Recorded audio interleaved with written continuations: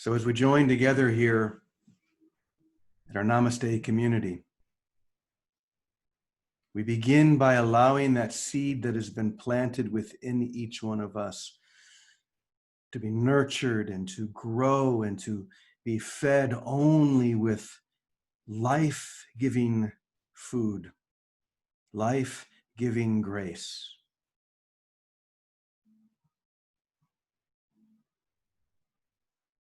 And as that seed grows within us, there comes a point when it begins to move and you can feel that movement and you can feel the energy wanting to be born. Any woman who has ever carried a child within her knows that point. When that seed is no longer just a seed, but a living force that is longing and wanting to be born. And it moves within her. Until the moment comes when labor begins. And as any woman who has ever given birth knows, that can be, well, painful is probably putting it very lightly. Not something I've experienced, but I know so many of you have. And yet the interesting thing is that when you surrender to that pain and when you know what is really happening, that a vibrant new life is being offered through you, the instant that birth is complete and that baby is laid within your arms, something within you pushes all that pain away, and you're left only with the joy and the completion and the glory of that great birth. And we know that that's what's happening today to each one of us. Meister Eckhart once said, "We must all become as Mary so that the Christ child can be born through us." We must all become as Mary, allowing the Christ to be born through us. And that's what we all feel moving within us today.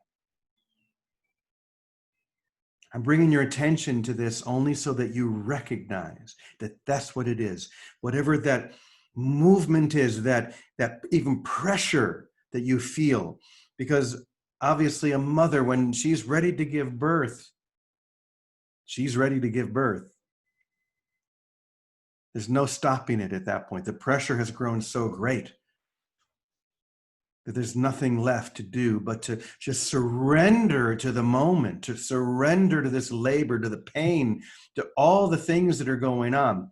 You know, I've often thought that if an alien were to come to the earth, and of course they don't really know what's happening, where they are, but they find themselves the very first place in a labor room. There they are, watching this birth taking place, this labor. And they're seeing the blood, the fluids, the concern of the doctors. They're seeing the pain that this woman is experiencing and screaming. And then they see this thing emerge. This alien might be tempted to just turn around and go right back to wherever they came from, thinking, this is a horrible place. This is a horrible thing that's happening. Not knowing that it's not horrible at all, because something is being born. Someone is being born. And once again, this is what we're all experiencing. Literally, the Christ or the light is being born through you, and the pressure you feel and that desire that you feel for this to finally happen, because you feel the movement, you feel all of these things that are charging. Hold on, let me mute everybody. You feel that and you're ready. That's the key. You are ready. I remember many, many years ago when I was in the mountains of Bosnia and I encountered the emissaries of light, the subject of my first book. I experienced so many things when I was with them, but ultimately they only had one very simple message that they wanted to share. Just 3 words. You are ready. I am ready. You're ready for this. You're ready for this birth. And here we find ourselves in a moment of time that seems so very difficult and the pressure is so great. It's hard to imagine that something is being born, but that is exactly what's happening. In fact, I want to read quickly. I just finished giving the sermon at the Anglican church down the road on their Zoom call. And I want to share, where is it? Something from the reading of the day. And it's amazing how all of these things come together, no matter what tradition we're looking through or lens, it's all the same message. And today's message in the Anglican and the Catholic tradition is all about giving birth. And one of the things that Paul says in today's readings, he says, I consider that the sufferings of this present time are not worth comparing with the glory that's about to be revealed to us. Once again, I consider that the sufferings that we're experiencing right now in this present time, whether it be the pandemic or all the racial upheavals, all this is not worth comparing at all to the glory that's about to be revealed or born through us. Because what is being born through us, if we would but look to heal all of those things, that's why they're coming up, to be healed. If we would allow that healing to take forth, they don't even compare to the glory that's about to be revealed. And in the letters of Paul to the Romans, he even talks about that birth. He says, we know that the whole of creation,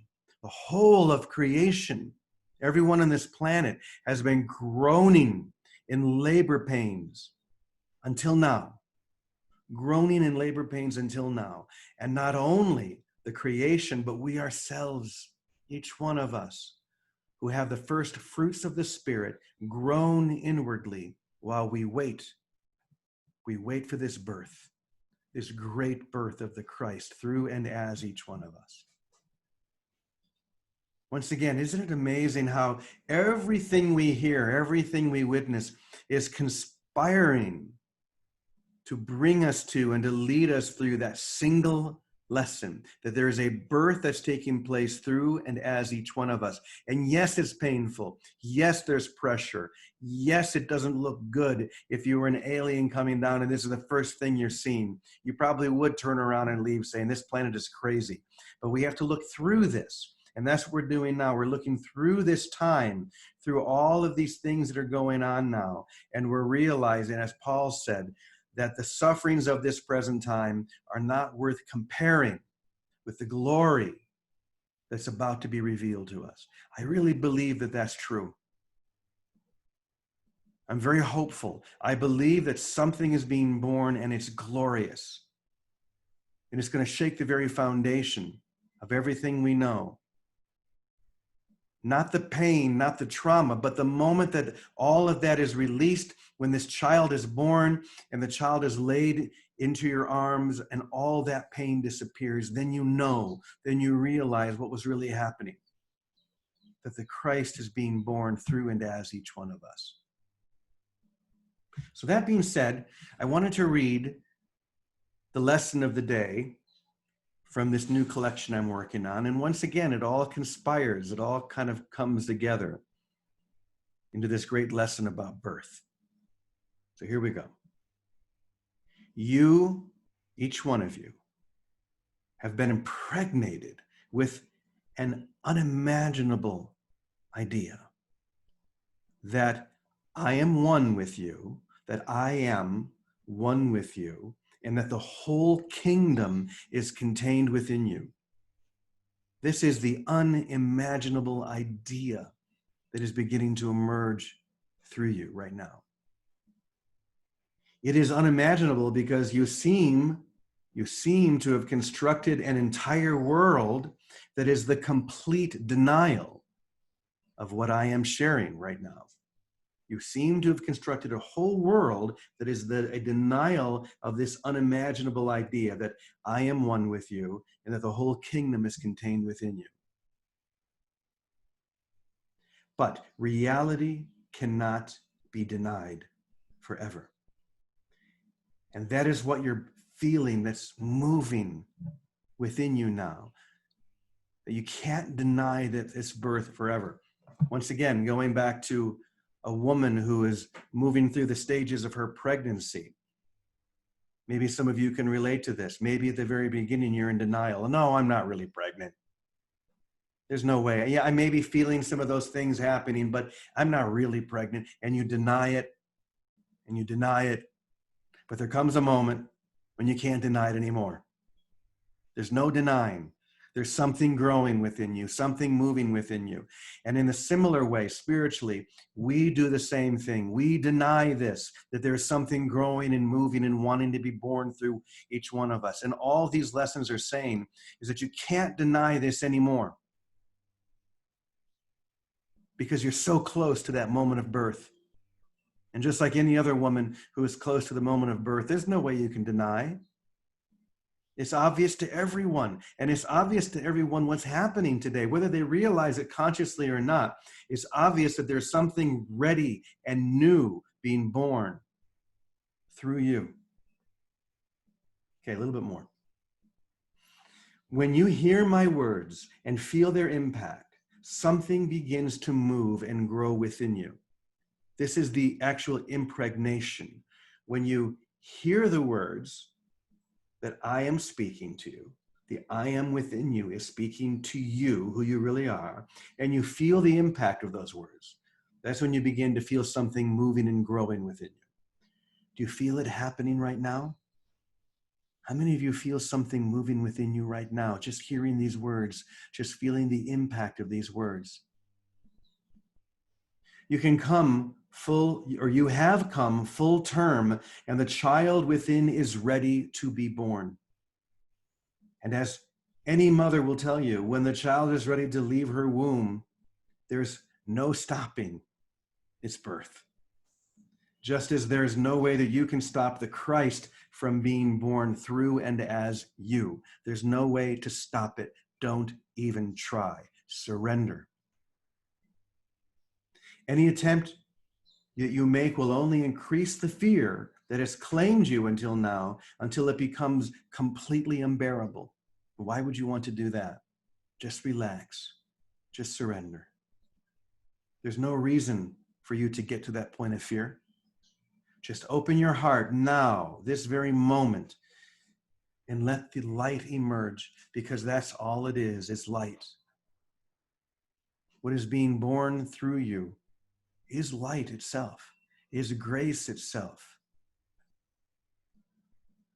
It's maybe different than as it was for Mary, because Mary was giving birth to a literal child, and you are giving birth to the literal light, to a literal grace that is so needed. But as you claim it, as you choose it, as you make that choice, you move through the labor effortlessly. And then you hold that child in your arms, and all that pain, all that drama, all the things that seem to lead up to it disappear in that moment of love that you feel. So thank you, everyone. I'm going to go ahead and see if Vicki is here. I haven't had a chance to scan. I'm here, Jimmy. Yes. Hi, Vicki. Hi, everybody. As a woman and a mother who knows the direct experience of what I'm talking about, rather than me, I know it spiritually, but not physically. I'm sure you'll have some practical knowledge for us. Well, my most practical knowledge, when I was pregnant with Teddy, I went to the doctor. I don't go to doctors too often. I said, can we handle this with a C-section? That seems much more civilized to me. And he laughed. He said, you don't choose C-sections. You only do that if it's necessary. I said, why not? It just seems like the nicest thing to do. Put me out, little talk, take out the baby. And But anyway, we laughed. But I did end up with a C-section, and I never knew labor. But the essence of everything is, yes, we're coming into a glorious age, and there is a global stop sign everywhere that says, everybody stop what you've been doing. And we can take it and resist it, and then we can talk about whether it's a good idea or not a good idea, or we can just welcome it. Just like a pregnant mother stops drinking and stops smoking and stops doing things that she knows aren't particularly healthy, dieting improperly, we can just say, okay, stop sign went up. No other thinking about it. Let's let this glorious age that's coming through us, let's be the receptors. Let's let it in. Let's welcome it. Let's have enough vision and enough of reading all these books and practicing all this stuff to finally say, I am ready. I am ready, each one of us. We've certainly, we have been a culture of preparation, don't you think? We have gone through, years of workshops and everything that it takes to prepare us to the action of today. And the action of today can be by grace or by fire, by water, by fire. If we resist this big stop sign and we make a big to-do about it, it can feel painful. But if we can know, and this is a knowing, not a belief, I feel that the way that I know we all know, we know that this is the Christ coming into our full realization. This Christ of our own being, this I am, is what we are. And all these years of preparation have been the healing of the misidentity, the misbeliefs. And they've accomplished their goal. You don't stay in the first grade when you're promoted to the second grade. You go to the second grade. We have completed, and we have the tools to fully complete any misidentity or any misbeliefs. While we're here in time, forgiveness and letting go of misbeliefs and looking outside of ourselves perhaps will always come up. But we have the understanding and the knowing that it isn't so, but that the light in us is so. And to reference the light within us rather than the external situations of anything as how we are to breathe and live and be. And if we're to be here by grace, by surrender, we take the stop sign, welcome it, and allow what's falling apart in our lives and fully in our own personalities. Maybe skills and talents that we've used up till now may fall away because different talents, different expressions of our own light are about to emerge through us. And we need to make way for that, make space for it, and let in that greater light. This is the storehouse. We literally are that treasure house, that storehouse of light. And wherever it is going to show up in us, we have to be, and we are, the vehicles of expression. And that means we have more and greater ways of giving. And we will discover them as we give them. Maybe we'll discover them not by studying anymore, just by recognizing that stop sign and letting the other action of light that's in us start giving and start expressing in surprising ways. Maybe someone that was a plumber will become a singer. I don't know. But I know that as we make space and we trust the prompts that are in us, and don't try to defend ourselves by protecting the structures around us in our personal life or in our collective life, and no more blame. Someone did it wrong, the wrong politicians, the wrong everything, the wrong treatment. No blame. Just this is the way that light is emerging, and welcome it all in. The less we engage with judgment over the forms that the stop sign has brought about, how the culture is falling apart, the greater the breadth of receptivity within us to let individually and collectively this full emergence of light that we are, let it be a surprise. I don't know. It's like my world's falling apart every day, like everything about me. And I'm just like, okay, I don't know what it's going to look like, or even today what it's going to look like. but I'm welcoming it, and I want a surprise. I don't want to write my past ideas for my future. I want to be present and let a new glorious present fill the future, not from my past, but from living here now in the moment. This moment of, like you said, I am ready. I am ready. I am ready to breathe and let the light come in and express. So I don't know. Those are my thoughts for this. And I do think it's very essential that we become more and more active in giving of ourselves. It's not the giving of money and things anymore. It's literally the giving of the light that we are, however it comes to us, that is our survival and will carry us, by grace into this emergence, into this era, this glorious era. So I feel like I want to be busy about giving of whatever is coming to me. That this is a time that as we give more, we hear more, we listen more, and more comes to our awareness as our natural knowing. This is the emergence of the natural Christ of our being. Thanks, Jimmy. Amen. Amen. I love that. Thank you, Vicki. That's right. We can't hide from this anymore. It's happening whether we wanted to or not. So we may as well just be surprised. Be surprised. Beautifully said. The earth is shaking and quaking beneath us, and we're going to be surprised by it every moment. So thank you, Vicki. Beautiful. Now I think I saw Christina, another woman who knows what it's like to give birth. Christina, would you like to share anything? Good morning. Yes, giving birth. Giving birth for me was probably one of the most powerful experiences of my life. I didn't go to any doctors. I had my son at home in a beautiful tub, big whirlpool jet that my father had, bathtub that my father had set up in my living room. And I had a very powerful midwife who taught me so many things. In fact, for those of you who are reading my book, I share about her in the book. She was just an incredible, powerful inspiration and source of knowledge for me in my life. But what she taught me in the pain of the labor was to go directly into the center of the pain and allow my breath to breathe from there. Beautiful. And the moment that I did, everything shifted. My first pregnancy, it was 4 hours, which is unbelievable. You know, most people are many, many hours.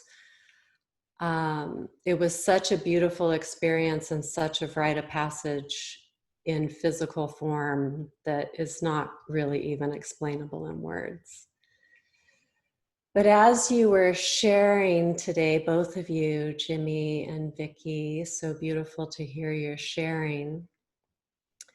The vision that came forth was from an article that I saw maybe a couple of weeks ago. It was a study that was done on the California condor, one of the largest, well, the largest bird of prey, right? And I forget even what the study was about, but what they witnessed was this condor that they were watching and following through a camera that they had on the condor itself, was that it flew for over 100 miles without flapping its wings once. Wow. 100 miles without one flap. And when I saw that, it spoke to me of the grace, the current. If the condor leaves the current, even just a little bit, a flap is going to be necessary. But that single pointed focus of just allowing itself to glide, to be carried by the current, that is how it works within us. We say yes. We find the current. We recognize the current within us. It's silent. It is deep. It is not of this world. We have to turn our attention away from what's happening in the mind, even in the body. You know, it may be the body that initially takes us inward, but even those sensations have to be left. Our attention has to look deeper, to open to receive the silence that's there. And if and when we do, and we say yes to that current, there is no effort necessary. Just like the condor that's flying 100 miles without one flap of its wings. And that example right now, in this time where it appears as though much of the world is in total upheaval and is going to continue to be, this truth is the saving grace. It always has been the saving grace. But through the decades, through the centuries, I'm sure, we have been given the freedom, per se, to live in our ignorance, and the fire hasn't been too great, right? But now it is happening for every human being on the planet as the fire increases and will continue to increase. And the pressure that's built, right? If the condor allows itself even for a moment to come out of the current, there is effort. And, you know, if it doesn't know what it's doing, can be disastrous. For us, the pressure, the pain, the suffering, even if it's not our own and it's just watching what the world is going through right now, is the doorway. It is the inspiration that forces us to find the current. So wherever we experience that, we give thanks. We give thanks for the bliss of the current and how it carries us, and we give thanks for the discomfort that is providing us the opportunity to choose and stay on that single pointed focus of the current within, the current of God, the current of life itself, that current that lives in all of us, that breathes all of us, that looks through the eyes of every breathing life form on the planet. So this day, may we choose to turn within, whether it's within to the pain that guides us into the current, or just simply choosing to recognize the silent current within, even if we're not experiencing the pain of our own separation at the moment. The current is here, and it can only be found now. And as we all share together in this recognition, we not only assist each other in the non-flapping of our own wings, but we also provide a stability for the entire planet right now as it is desperately trying to find a stable place. Thank you.